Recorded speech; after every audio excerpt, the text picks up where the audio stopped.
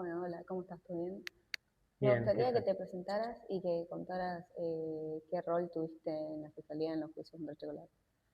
Bien, bueno, mi nombre es Lucas Miguel, soy licenciado en Comunicación Social, soy profesor de la facultad y hace más de 20 años que trabajo para el Ministerio Público Fiscal de la Nación, y eso hizo que en el año 2006, cuando se llevó adelante el juicio de Checolás, que fue el primer juicio que comenzó después de que se reabrieron los procesos por crímenes de lesa humanidad durante la dictadura. eh, bueno, me llevó a trabajar en esa fiscalía. Eh, yo trabajaba en colaboración con el fiscal eh, que estuvo en ese juicio, que era Carlos Dulaudum, que ya se jubiló, asistiéndolo en todo lo que tuviera que ver con la prueba del juicio, con el análisis de la documentación, con bueno, el análisis de los testimonios. Bueno, como llevábamos adelante esa tarea desde antes de llegar al juicio, bueno, parte de mi rol estaba en acompañar al fiscal para apuntalar la tarea que el fiscal hiciera en el debate y estar a disposición para lo que necesitara. ¿Y cómo viviste desde tu punto de vista el desarrollo del juicio? Bueno, eh, fue una, digamos, una experiencia muy, ¿cómo calificarla? Intensa. Intensa desde lo emotivo, porque veníamos trabajando desde hace mucho tiempo para llevar adelante estos juicios que estaban paralizados por las leyes de punto final y obediencia debida, porque además Checolatz era una figura prominente en la ciudad de La Plata particularmente, ¿no? Por la cantidad de imputaciones que tenía, por el hecho de que ya había sido condenado en la década del 80 y también hacía 2 años, en el año 2004, había sido condenado en otro juicio en un caso de apropiación de una niña que había nacido en el Pozo de Banfield. De manera que para nosotros Echecolatz era de alguna manera una, digamos, una imagen muy fuerte y visible de lo que había sido la represión ilegal de la dictadura en La Plata. Y asimismo, como te decía recién, el hecho de que hubiera un, digamos, un juicio, después de tanto tiempo de buscar un juicio de estas características, porque no podían hacerse, porque las leyes de impunidad lo vedaban, era realmente un hecho además histórico. Nosotros lo vivíamos como un hecho histórico. Y si ustedes buscan en los materiales de la época, van a ver que los medios de comunicación reflejaban eso, justamente, el hecho de que fuera histórico. Y es más, hay una cuestión que, digamos, que a veces se olvida, que tiene que ver con el hecho de que el hecho eh, extraordinario de este juicio y de la importancia que tenía en ese momento es que no se hizo en tribunales, sino que se hizo en el Salón Dorado de la Municipalidad de La Plata, para que pudiera albergar más cantidad de personas que querían ver ese juicio, dado que en los tribunales federales, que son los que están en 8 y 50, la sala de audiencias es muy pequeña para la cantidad de gente que, que se esperaba en ese debate. De hecho, tuvo una afluencia de público muy, muy importante durante todas las audiencias. El juicio comenzó en junio y finalizó en septiembre. Y siendo tantas personas, ¿cómo era el clima tanto en el ámbito de la fiscalía y en el público?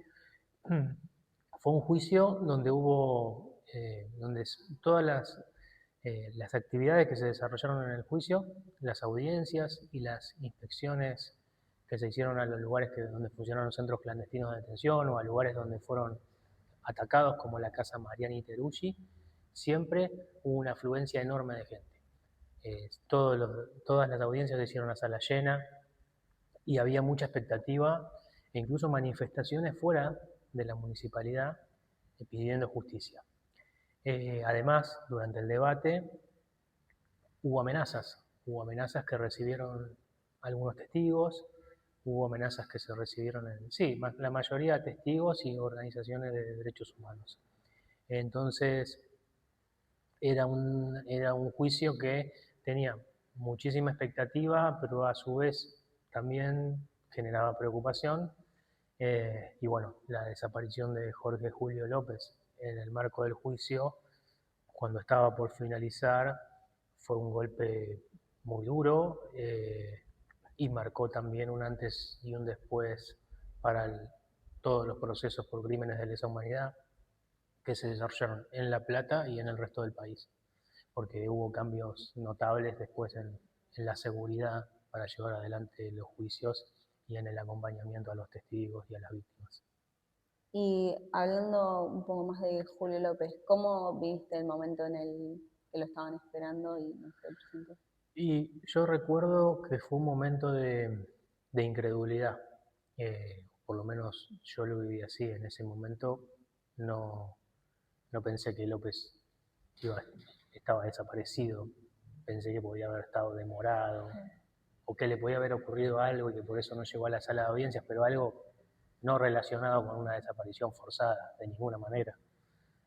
Nada, un accidente, una complicación, algo así. Y que no sabíamos, pero que rápidamente lo íbamos a saber, pero eso no ocurrió. Y con el correr de los días se vivió se empezó a vivir con mucha angustia, eso, porque además se obtuvo una sentencia que era la que buscábamos, que era la condena a Echecolás a la pena de prisión más alta que se podía dar por los crímenes graves, eh, pero al mismo tiempo teníamos desaparecido a una de las víctimas del juicio y a uno de los testigos que había declarado en el debate, con lo cual eso también marcaba un futuro incierto, no solo, bueno, y la preocupación por saber qué pasaba con López, que es un hombre que cuando desapareció tenía 77 años, o sea, una persona grande, eh, y entonces bueno, necesitaba de medicación, un montón de cuestiones que eh, uno pensaba que dónde estaría López y cómo estaría López. Así que, eh, bueno, la desaparición de López, que vino en el final del juicio, sucedió en el final del juicio, nos dejó, bueno, una, una falta y una ausencia que todavía hoy, a 20 años, bueno, la tenemos, o yo por lo menos la siento sobre mis espaldas, que trabajaba y sigo trabajando en el sistema de justicia. ¿Y qué papel tuvieron las declaraciones de las víctimas y sobrevivientes para con la acusación? Bueno, fundamental fueron las declaraciones de las víctimas, fueron fundamentales. Ustedes saben que en un sistema clandestino como el que tuvo la represión ilegal durante la última dictadura cívico-militar, las declaraciones de los sobrevivientes a veces suelen ser el único elemento de prueba para poder reconstruir qué es lo que pasó. De forma tal que la declaración de un testigo sobreviviente, de un aparecido con vida, como era López, como fue Adriana Calvo, como Chicha Mariani, que si bien no estuvo desaparecida, ella hizo muchísimo por otros que sí están desaparecidos, incluso bueno, su nieta que continúa desaparecida, bueno, tantos, Nilda Eloy, que también ahora ya no está, pero que sobreviviente y que declaró todo lo que vivió en manos de Checolás y de otros represores. Bueno, todo lo que ellos aportaron fueron elementos fundamentales para poder probar qué es lo que había ocurrido y cómo había ocurrido. De manera que en casos como estos, las declaraciones de las víctimas son fundamentales. No se pueden suplir en general con otros elementos de prueba porque no hay. Es una persecución que se llevó adelante de manera clandestina y no quedaron elementos, salvo algunos, que sí, algunos elementos hay, pero para poder reconstruir la dinámica de la represión, quienes desaparecieron y no pudieron ser vistos más en los centros clandestinos, tenemos los testimonios de las víctimas que vieron por última vez a sus compañeros que hoy están desaparecidos. ¿Y hubo alguna declaración o un momento en el desarrollo del juicio que se haya marcado? Sí, bueno, la declaración de López fue una declaración, digamos, muy conmovedora, porque López narra cómo asesinaron a sus compañeros de militancia, eh, y también cuenta cómo la mataron, o sea, cuenta cómo mataron a Patricia del Orto y a Ambrosio de Marco, cuenta la angustia que tenía Patricia antes de morir, eh, por su bebita recién nacida, que había quedado con su familia, y el pedido para que López, porque ella le decía a López, si alguien va a salir de acá, el que tiene más chance de salir sos vos, eso le decía a él en el centro clandestino de detención. Eh, ¿Por qué? Porque López era el más grande de todos ellos. López doblaba en edad en aquel momento, tenía unos 40 y pico de años y salía de la norma de los jóvenes de 20 y pico, que eran generalmente los objetos de la represión ilegal. Entonces ella le decía, si vos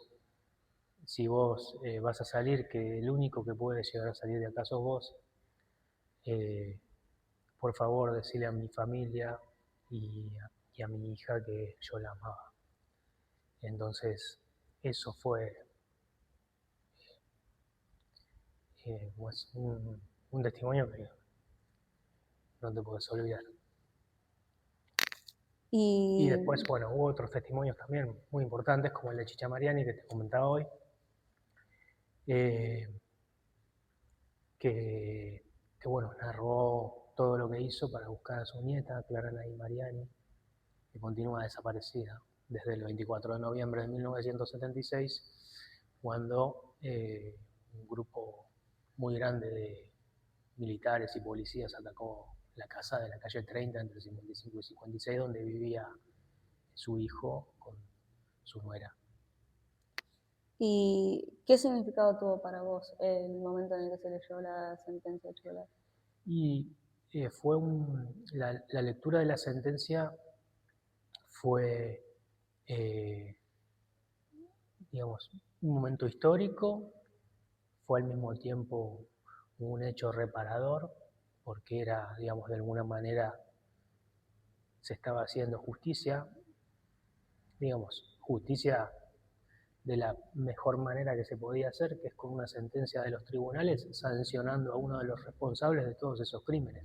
Nadie le iba a devolver a las víctimas su sufrimiento, nadie iba a devolver a las víctimas con vida, pero sí estábamos recuperando, creo que, parte de la democracia, digamos, de lo que buscamos en un Estado de Derecho, y que es que eh, impere la ley, que todos seamos iguales ante la ley y que quienes cometen crímenes, en este caso los crímenes más graves de la historia del país, sean sancionados con todo el peso que marca la ley. De manera que en la lectura de la sentencia tuvo todo esto que te estoy diciendo para mí y el, el sabor agrio de la desaparición de Jorge Julio López, que me quedo corto diciendo que es un sabor agrio, es mucho más que eso.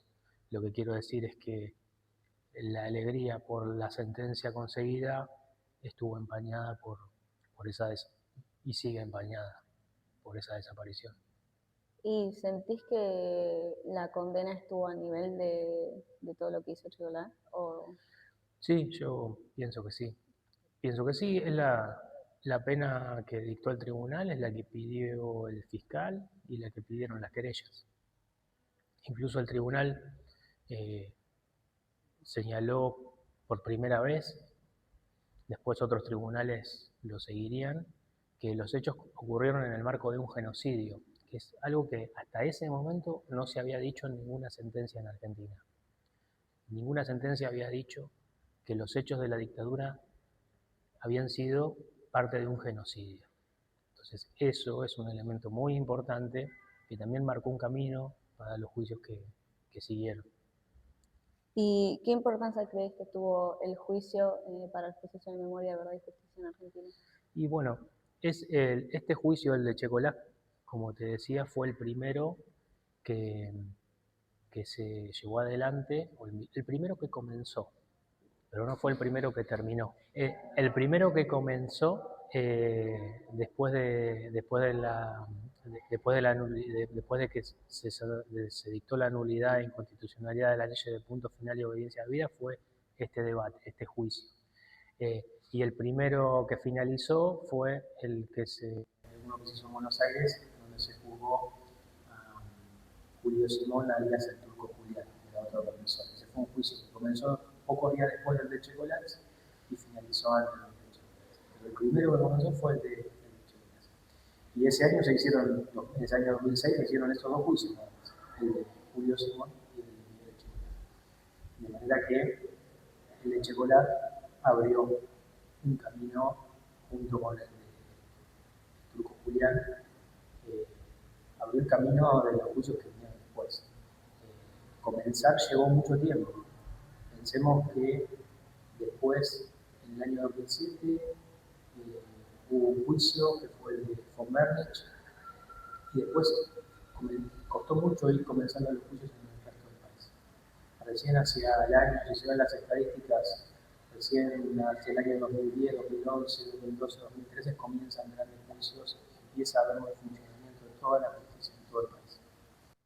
Y por último, vos en ese momento no ejerciste el rol de periodista, eh, pero ¿de qué manera sentís que te sirvió para el periodismo y la comunicación presenciar un juicio contra un crimen de lesa humanidad? Bueno, no era el primer juicio que yo presenciaba. De hecho, mi actividad periodística militante en materia de derechos humanos había comenzado en juicios de lesa humanidad, pero donde no se los podía juzgar a los represores. Los denominados juicios por la verdad, que se llevaban a cabo a fines de los 90, también aquí en La Plata. Eran juicios donde se investigaba el destino de los desaparecidos por el derecho a la verdad de sus familiares a conocer qué había pasado con ellos. Y que fueron juicios donde justamente se relevaron los casos que terminaron con el Checolás en la cárcel. Es decir, en esos juicios que finalizaron, que se llevaron adelante en los 90 y terminaron en los primeros años de los 2000, se recabó la prueba que después terminó llevando a los represores a juicios con consecuencias penales como este de Checolás. Y yo ahí sí trabajaba como periodista, militaba en medio de la facultad de periodismo porque iba a tribunales, a los tribunales federales, a cubrir esos juicios que comenzaron en el año 98 y que continuaban incluso mientras el Checolás estaba siendo juzgado en 2006, esos juicios continuaban llevándose adelante y investigando la verdad. En esos juicios, como usted decía, se relevaba pruebas, se comunicaba testigos, se buscaban documentos, información, que después, en ese momento, permitía conocer la verdad solamente. Daban la publicidad que era lo que se había ocurrido. Y los medios de comunicación en ese contexto eran muy importantes. ¿Por qué? Porque justamente fueron los que pusieron en evidencia que estaban impunes esos crímenes. De manera que contar lo que pasó en los juicios previos que no tenían consecuencias penales fue fundamental desde mi punto de vista para generar conciencia y para que la sociedad pidiera justicia y las leyes de punto final y obediencia de vida cayeran como finalmente cayeron y se pudieron hacer los juicios. De manera que yo en el juicio en Checolás no pude trabajar, no trabajé como periodista, trabajé colaborando con la Fiscalía, pero con la experiencia previa de haber conocido todo desde el lugar de los periodistas, de haber estado sentado entre el público tomando nota de lo que había ocurrido. Así que para mí fue una experiencia muy particular por todo esto que te decía, porque lo venía viviendo desde hace años, cuando era estudiante de periodismo. Yo era estudiante de periodismo, publicaba estas historias en una revista que tenía en la facultad que se dedicaba a esa actividad, que se llamaba Reporteros de la Ciudad. Esa es, de alguna manera, la vinculación que tenía con los juicios antes del juicio de Y por último, ahora sí, ya para cerrar, ¿qué mensaje les dejarías a los jóvenes de hoy en día sobre la importancia de luchar? Bueno, yo pienso que justamente los juicios nos muestran que siempre es importante luchar. Primero porque luchar por lo que uno cree que es justo, ¿no? Y luchar con herramientas genuinas, como por ejemplo con perseguir que se cumplan las normas, que se cumpla el derecho, que aquellos que cometen crímenes sean sancionados, y sobre todo que aquellos que cometen los crímenes más graves de la historia, que además que someten a una nación a semejantes crímenes, paguen por eso. Porque además esos crímenes fueron parte de un plan orquestado para someter económicamente a toda una sociedad. Y para someter también políticamente y disciplinarla a esa sociedad. En este punto particular, los juicios por crímenes de lesa humanidad nos muestran que aquello que en algún momento fue una utopía, que fue bueno llevar a los responsables a ser juzgados y condenados, se logra justamente luchando, se logra justamente no dando el brazo a torcer y bueno, es la enseñanza que dejan los organismos de derechos humanos, empezando por las madres de Plaza de Mayo, las abuelas, los hijos de los desaparecidos y las desaparecidas, los otros organismos como la Asamblea Permanente por los Derechos Humanos, los centros legales y sociales. Bueno, no me quiero olvidar de ninguno, pero estoy marcando a aquellos que tuvieron un protagonismo central, porque esto no, digamos, el Estado no hubiera actuado si no hubiera habido fuerzas de la sociedad civil, como las madres y las abuelas que empujaron, reitero, con herramientas genuinas para que el Estado actuara y no sea otro Estado. Así que pienso que es fundamental la lucha. Perfecto, muchas gracias. Gracias a ti.